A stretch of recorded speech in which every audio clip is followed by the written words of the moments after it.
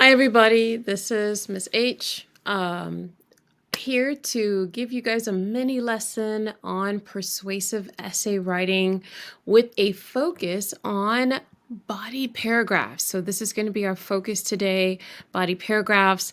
Let me get a laser, turn on my pen, my pointer, because it'll make it easier for me to point out things as we go along. Now, what I'm going to do, what I thought I'd do for you, is to present an essay topic that's relevant to you for your age group. You are 12, 13 years old, you're in grade 7. So this essay is for you. But the focus of this essay will be on the body paragraphs that are written. Let's go ahead and get started. So the essay question that we'll be looking at, that this work will look at, is which types of books are some of the most interesting for 7th graders? I'm sure you have some thoughts about that. So here's my claim. When you're 12 years old, the best types of books are probably the ones that activate your imagination and get you hooked on the story. My reasons for saying this: for 7th graders or for 7th grade students, adventure and mystery books are super interesting for two main reasons. First, they help students to think more creatively and challenge them to think critically. So I have my claim and I have my two reasons that adventure and mystery books help students to think more creatively and think more critically. So my next two paragraphs should really be my arguments to persuade you that my claim is something for you to consider true, and my reasons for saying that as well. So let's look at those. So body paragraph 1. Fantasy books are a fantastic way to make your imagination go wild. These books take you to a magical world, or take you to magical worlds where anything can happen and that make you think in creative ways. For example, J.K. Rowling's Harry Potter series. In that series, you get to follow Harry Potter as he learns magic, discovers secret spells, and faces dangerous creatures. The world of magic is so exciting, and it encourages readers to think beyond what is possible in real life. According to the American Library Association, reading fantasy books can help you use your imagination to solve problems in real life. So, not only are you entertained by exciting adventures, but you also learn to think in new and creative ways. Fantasy books are great because they stretch the imagination. Other types of books are inspirational as well. Now we have mystery books. So mystery books are another great choice because they make you think and solve puzzles. In a good mystery, you get to follow clues, make guesses, and try to figure out what's happening before the characters do. The Westing Game by Ellen Raskin, for example, is a book where a group of people must solve a tricky puzzle to win a fortune. Studies show that solving puzzles, like the ones in mystery books, helps you improve your critical thinking skills. When you read a mystery, you become a detective, and that makes the story even more fun to read. These books challenge your brain to think, figure things out, and come to conclusions, all while keeping you in suspense.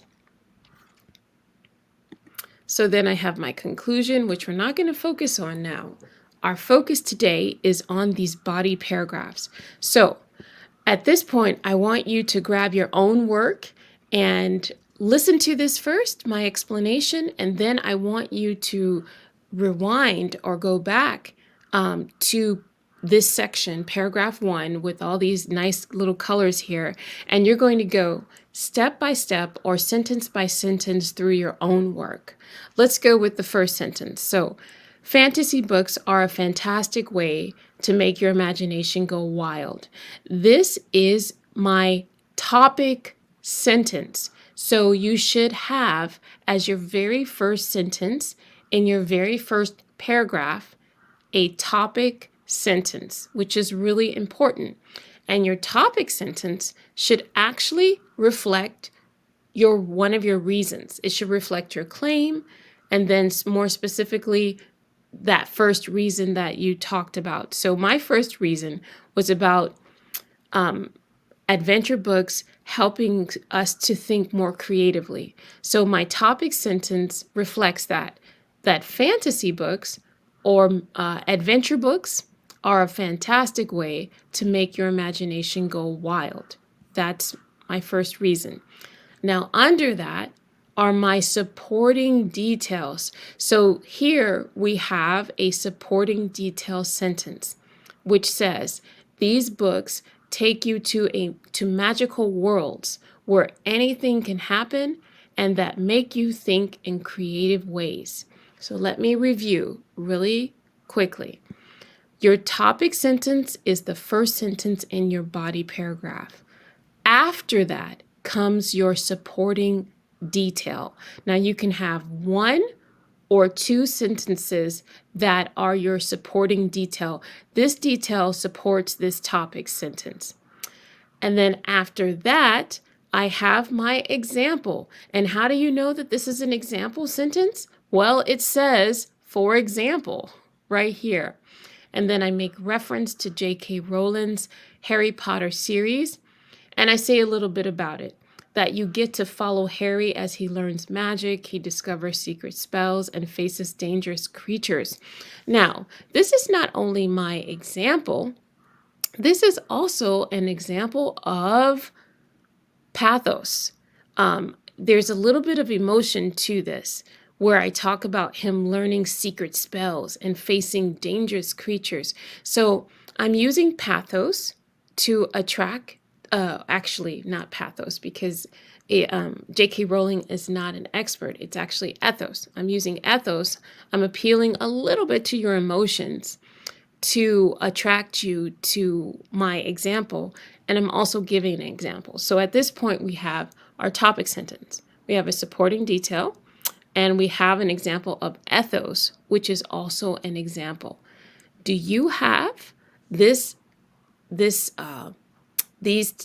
types of sentences in your work?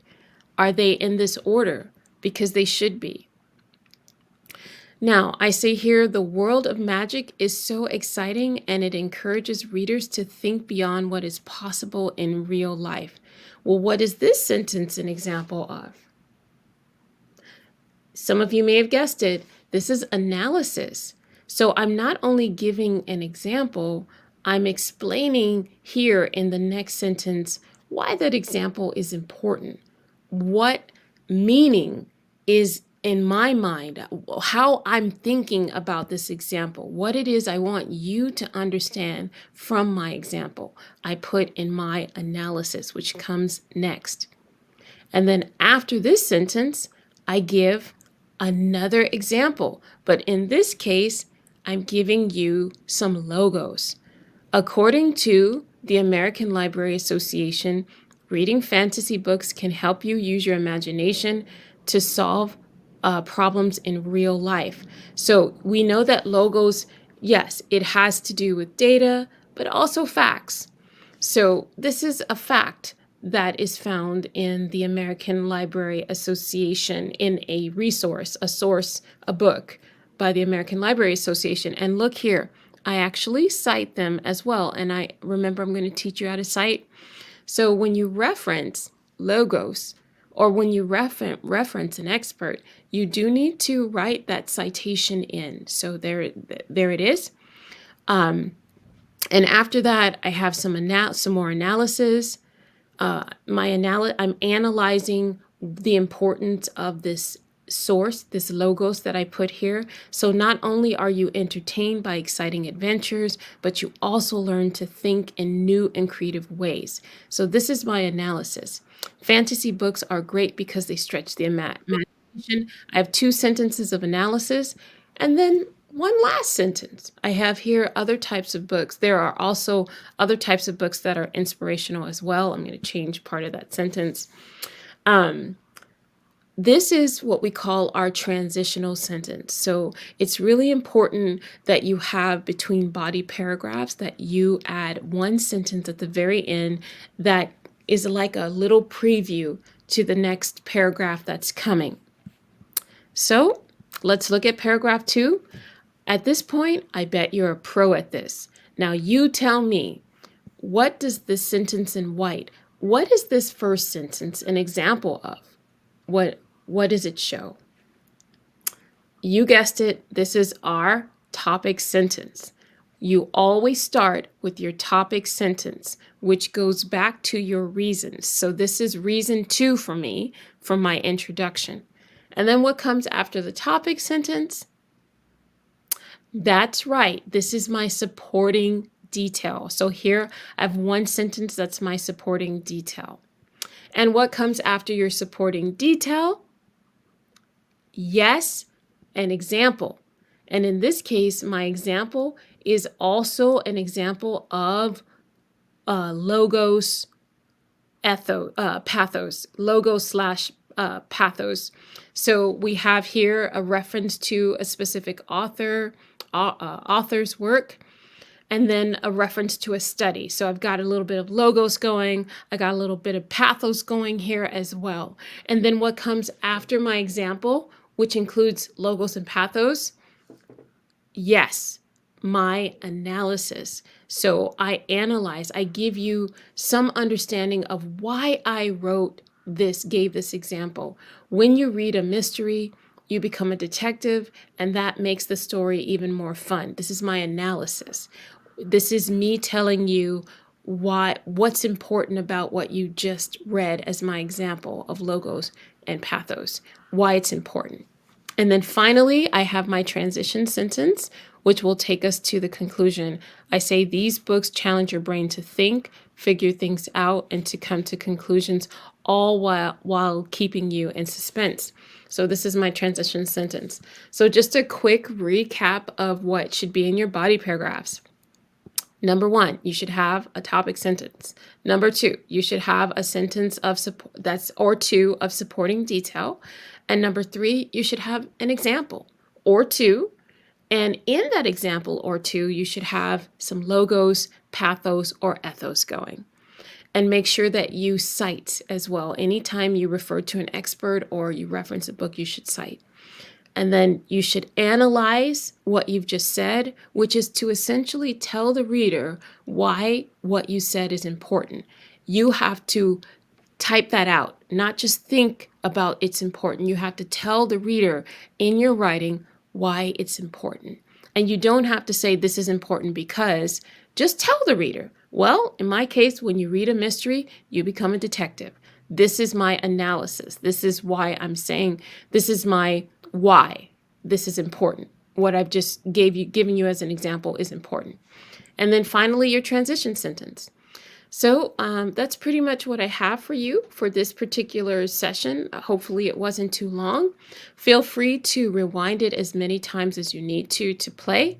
But I want you at this point to go and look at your own body paragraphs and use different colors, or maybe just a chunk, which is to put each sentence in brackets. And next in the margin, go ahead and write in the margin where do you have a topic sentence? Write it out. My topic sentence, your supporting detail, your example, including logos, pathos, or ethos, your analysis, and then your transitional sentence. Okay, guys, I'm sure you've done a great job, and I'll see you next Wednesday.